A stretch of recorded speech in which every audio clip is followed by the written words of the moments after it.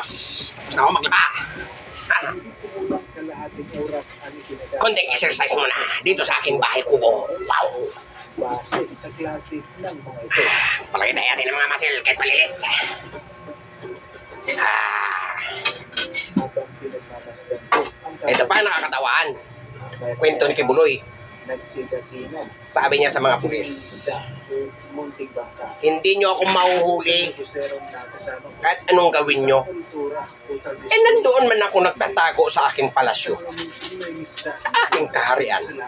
sa kanila. Bigyan ko pa kayo ng pasol ba? Kultura ng pasalamat. Ah? Kahit anong hanap nyo, hindi nyo man ako makikita. Nagtatago ako doon sa aking kaharian. At hindi rin akong matatakot magutom kahit pinapakain man ako. Hinahatiran ako ng pagkain ng aking mga ibon.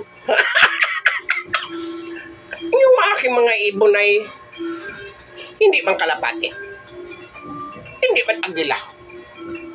Alam niyo kung ano yun? Mga uwak.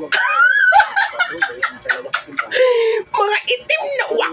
Ito yung nagpapakain sa akin. Ano ba ibig sabihin nun, Han? Mga itim na uwak. Nagpapakain kay Kibuloy. Yun yung mga masatamang tao sa gobyerno. Mga alagad ni Kibuloy. Mga may itim na budhi.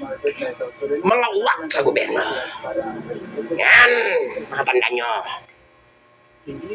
Kung gusto nyo makakita ng maraming uwak na itim, pumunta kayo sa gobyerno. Makikita nyo ang mga may itim na uwak. Alagad ni Kibuloy. Nasa harapan ko siya, batukan ko pa siya. Up! May-ari ka ng kaluluwa. Ulol!